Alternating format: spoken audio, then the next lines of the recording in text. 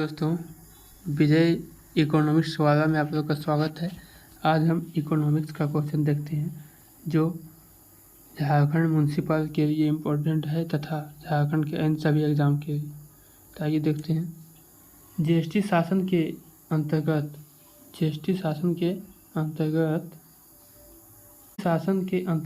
रचना योजना में करदाताओं को रिटर्न भरना होता है। तो ये प्रत्येक 3 माह में भरना होता है रिटर्न है। IMF में वोटिंग अधिकार किसके आधार पर होता है? तो समय समय पर देशों को आवंटित कोटा के अनुपात में होता है। ठीक है, आवंटित कोटा के आधार पर IMF में वोटिंग का अधिकार दिया जाता है। जिसका कोटा ज़्यादा रहेगा वो ज़्यादा वोट करेगा, जिसका कोटा कम रहेगा वो कम वोट करता है। ठीक है, IMF के बारे में बता देते हैं। IMF का मुख्यालय है वाशिंगटन DC। ठीक है, यह SDR IMF का ही मुद्रा है। SDR स्पेशल ड्राइविंग एड्स इसी का है मुद्रा, यही जारी करता है। ठीक है, आगे देख। भूमि सुधारों का उद्देश्य करना है। भूमि सुधार का उद्देश्य क्या होता है? तो उत्पादन में वृद्धि, ग्रामीण आबादी की क्रय शक्ति में वृद्धि, आर्थिक विकास के साथ वितरण न्याय सुनिश्चित करना होता है। उत्पादन का एक विक्रेता परिवेश के लिए कम बढ़ाएं। विभिन्न वैकल्पिक उत्पादन तथा सही जानकारी में कौन शुद्ध एक अधिकार का लक्षण है। उत्पाद एक विक्रेता ये क्या है? शुद्ध एक अधिकार का लक्षण है। कांडला में पहली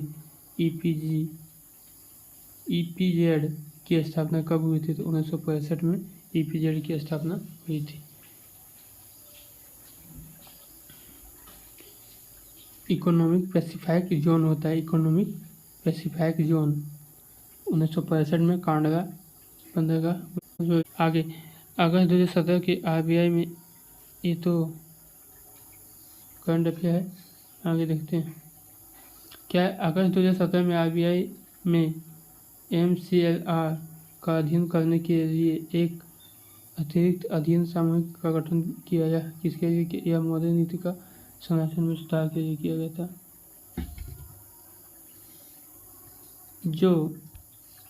जो कौशल अन्य नियोक्ताओं को हस्तांतरित की जाती है उन्हें कहा जाता है। जो कौशल अन्य नियोक्ताओं को हस्तांतरित किया जाता है उसको क्या कहते हैं? उसको सामान्य कौशल कहा जाता है। अभियांत्रिक कागज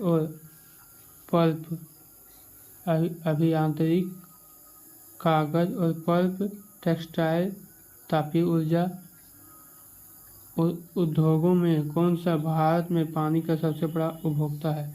तो ये तापीय ऊर्जा भारत में सबसे बड़ा पानी का सबसे बड़ा उपभोक्ता है। ठीक है, अभियांत्रिक कागज, पल्प, टेक्सटाइल, तापीय ऊर्जा उद्योगों में कौन सा भारत में पानी का सबसे बड़ा उपभोक्ता है? तो ये तापीय ऊर्जा है। सामान्यतः एक विकासशील देश में बेरोजगारी की वजह से होती है उत्पादन के पूरक कारकों की कमी। वहाँ बेरोजगारी के कारण होता है। ठीक है, आगे देखते हैं। राष्ट्रीय विकास परिषद के प्रधान सचिव कौन होता है? तो राष्ट्रीय योजना आयोग के सचिव होते हैं इनके प्रधान सचिव।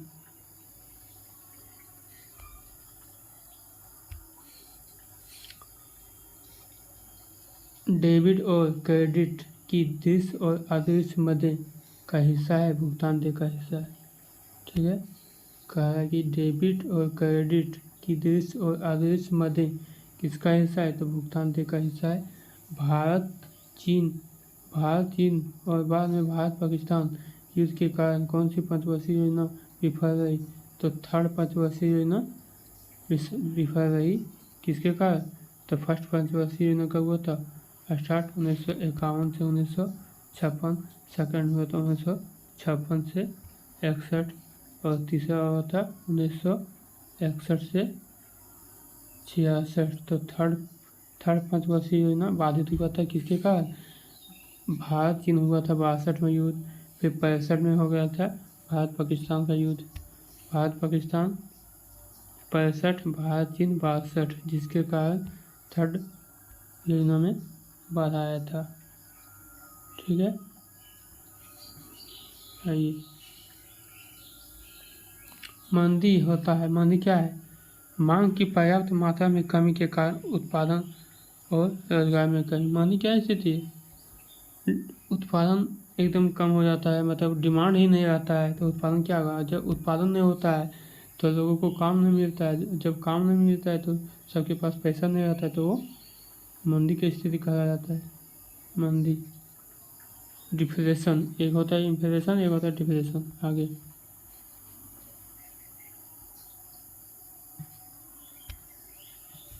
अक्टूबर 2017 में भारतीय दिवालियापन बोर्ड IBBI ने सूचना उपयोगिताओं के लिए मानकों को आसान बनाया है। सूचीबद्ध भारतीय कंपनियों अब पेड-अप इक्विटी शेयर पूंजी का रख सकती है या ऐसी कंपनी में कोई मतदाता शक्ति अधिकार रखी गई 100%।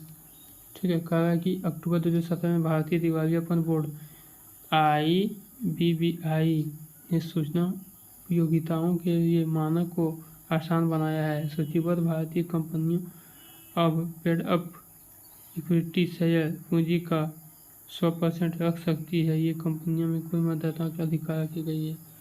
आगे देखते हैं। अर्थव्यवस्था की वृद्धि दर के अनुसार मापा जाता है, तो राष्ट्रीय आय के आधार पर अर्थव्यवस्था की वृद्धि को मापा जाता है। अर्थव्यवस्था की वृद्धि की दर को किसके अनुसार मापा जाता है? तो राष्ट्रीय आय के विकास के आधार पर मापा जाता है। जिसका जितना विकास दर, जिसका जितना राष्ट्रीय आय रहेगा, आर्थिक वृद्धि उसका उतना अधिक कम रहेगा। किस पंचवर्षीय योजना को रणनीतिक रूप से हरित क्रांति से जोड़ा जा सकता है? तो चौथी पंचवर्षीय योजना को 66 से 69 से 74, 61 से 66 तीसरा हुआ था, और 66 से 69 तीन अवकाश हुआ था। उसी समय इसको जोड़ा जाता है चौथी पंचवर्षीय योजना से। कौन राष्ट्रीय विकास संगठन का संचालन करता है? तो IBRD।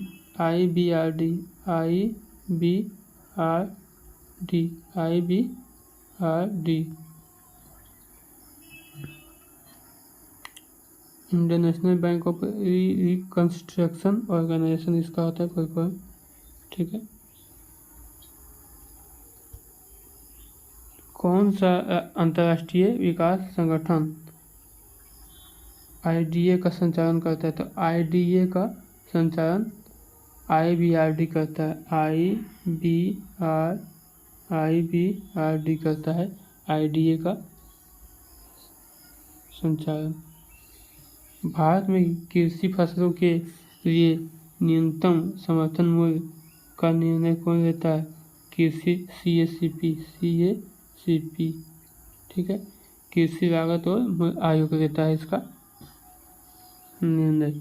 भारत में कृषि फसलों के लिए न्यूनतम समर्थन मूल्य MSP, minimum support price,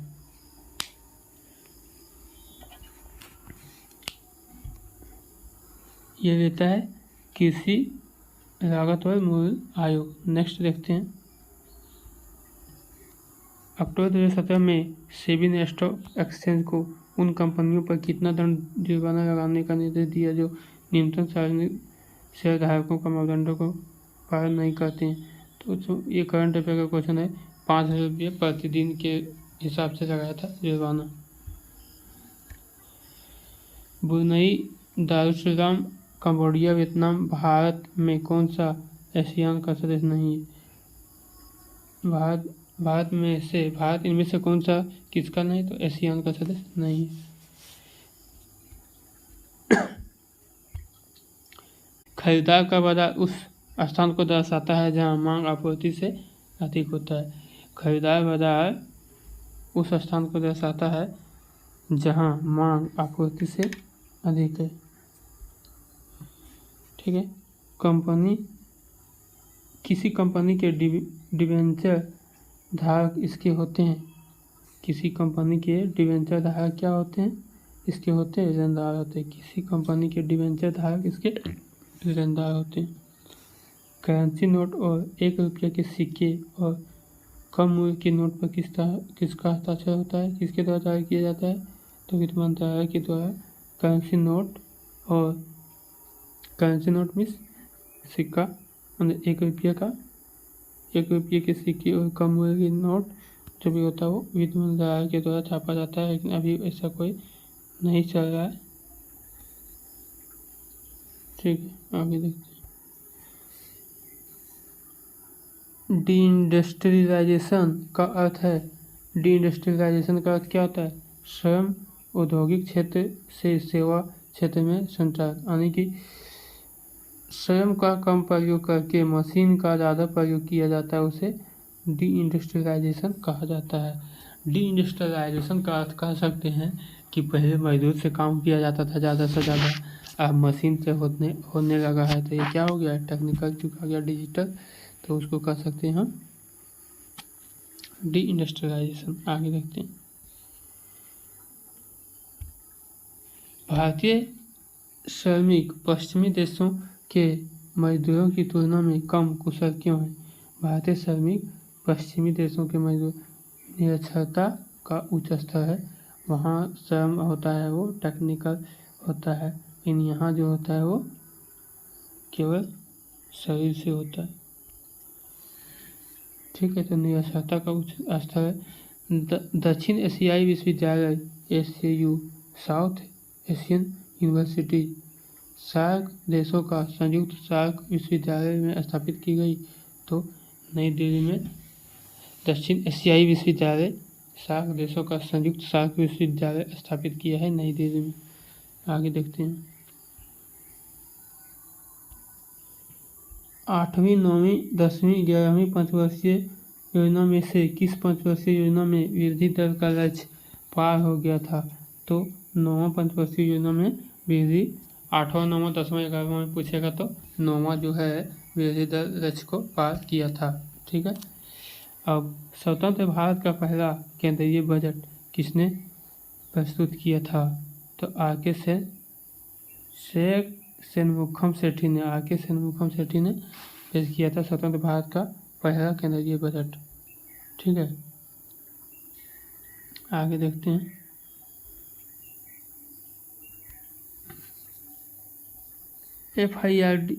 FRDI विधेयक 2017 का उद्देश्य वित्तीय प्रणाली की स्थिरता की रक्षा करना है। एक बार अधिनियमित किए जाने पर FRDI विधेयक 2017 की जगह ले लेगा, तो जमा पूंजी तथा क्रेडिट गारंटी अधिनियम 1961 के द्वारा इसको जोड़ा गया है। ठीक है, ये करंट अफेयर से था, तो उस पर ध्यान नहीं देना है।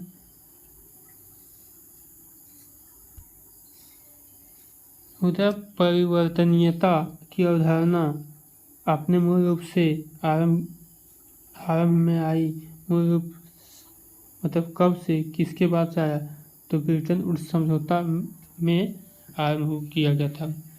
मुद्रा का परिवर्तनीयता का अवधारणा जो आया था ब्रिटेन वुड्स समझौता जो हुआ था 1944 में, वहाँ ये बात सबसे पहले आया था, मुद्रा का परिवर्तनीयता, मतलब इसको परिवर्तन भी किया जा सकता है।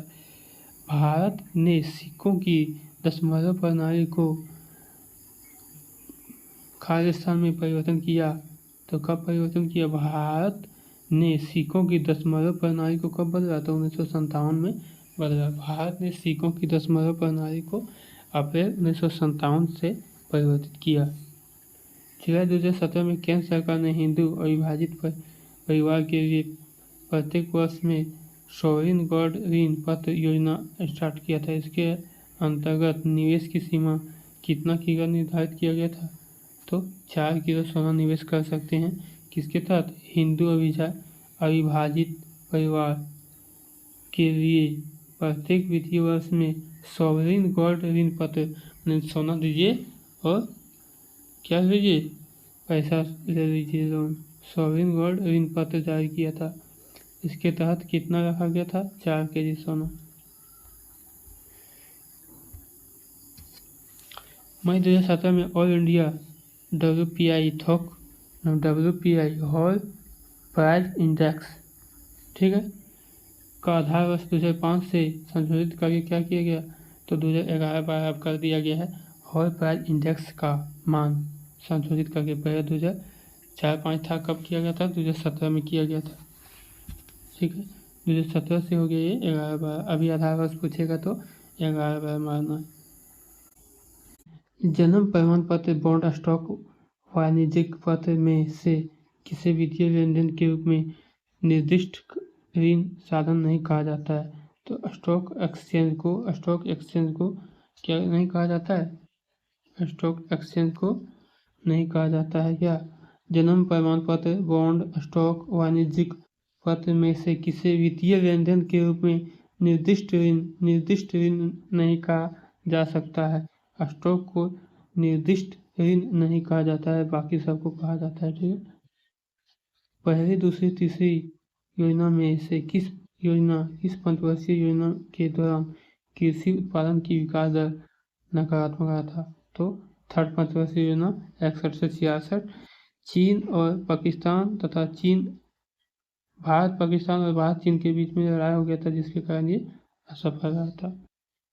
अधिक बचत निवेश से अधिक हो जाती है तो राष्ट्रीय आय क्या होगा।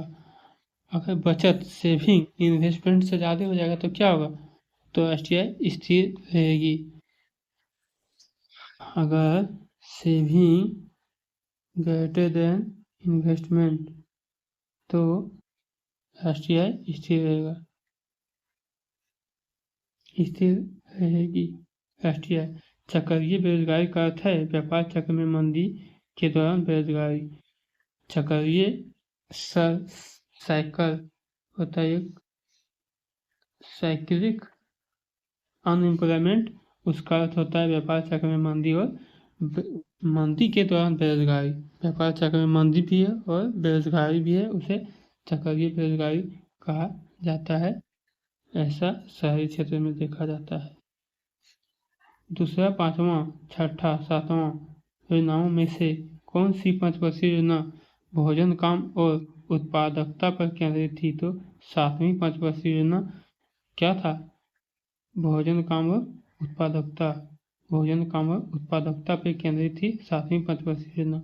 दूसरी, पांचवी, छठी, सातवीं योजनाओं में से कौन सी पंचवर्षीय योजना भोजन, काम और उत्पादकता पर केंद्रित थी, तो सातवां पंचवर्षीय योजना जो था, सातवां पंचवर्षीय योजना सातवीं, वो भोजन, काम और उत्पादकता पे केंद्रित थी, ठीक है। अब 2 जनवरी 2018 को संसद ने शोध अक्षमता तथा दिवालियापन रहित IBC संशोधक विधेयक 2017 पारित किया। यह विधेयक संशोधन करना चाहता है, IBC 2016 को ये संशोधित करना चाहता है कि जो पैसा भाग जाता है उसको कैसे पकड़ा जाए। आगे देखते हैं। किस पंचवर्षीय योजना के दौरान नाबार्ड की स्थापना हुई, तो नाबार्ड में कितना अच्छा है, देखिए, NABARD, नाबार्ड 2 अक्षर, 4 अक्षर, 6 अक्षर, तो छठा में हुआ था नाबार्ड का स्थापना। इसका स्थापना 1982 को होता। श्री रमन के अध्यक्षता में हुआ था इनका स्थापना, ठीक है, 1982 में। इसका मुख्यालय मुंबई में है।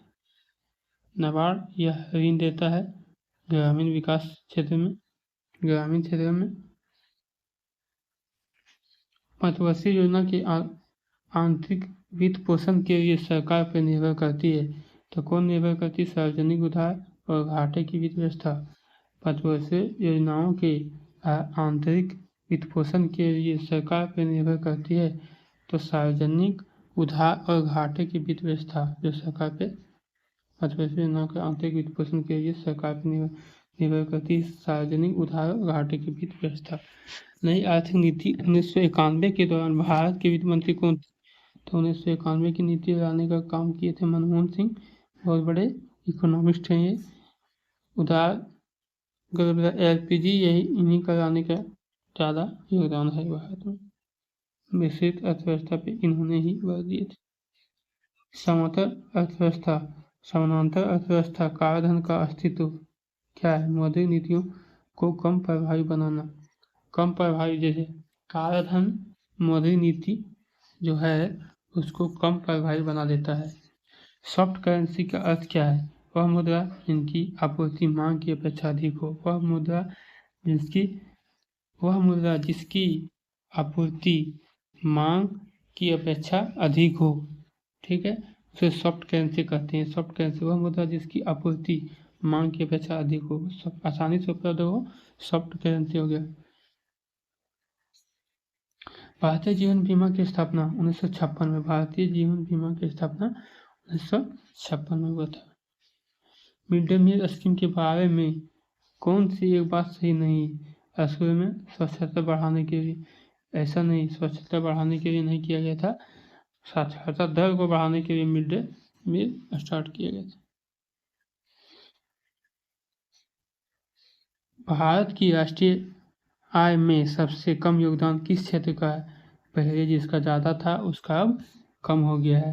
अभी सबसे ज़्यादा लगभग 55% हो गया है थर्ड सेक्टर का, तीसरा सेक्टर का, ठीक है। 28% हो गया लगभग सेकंड सेक्टर का, द्वितीय क्षेत्र का, और पहला सेक्टर का भी घट गया है। 15 से 20 क्या है एग्जैक्ट पता नहीं है, ठीक है।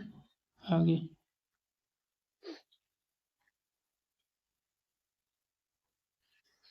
उद्योग और खनिजों का विकास किस पंचवर्षीय योजना की सर्वोच्च प्राथमिकता थी? तो दूसरी पंचवर्षीय योजना की प्राथमिकता क्या थी? उद्योग और खनिज। फर्स्ट पंचवर्षीय योजना कृषि, दूसरा उद्योग पर था, ठीक है। तो उद्योग और खनिजों का विकास किस पंचवर्षीय योजना की सर्वोच्च थी? तो सेकंड पंचवर्षीय योजना। पंचवर्षीय योजना याद रखिएगा 1951 से स्टार्ट हुआ था, 1951 से 56, 56 से 61 से 66, फिर 66 से 69 था, 1966 से 69 था। एकक साल का योजना अवकाश, ठीक है। भारत में ग्रामीण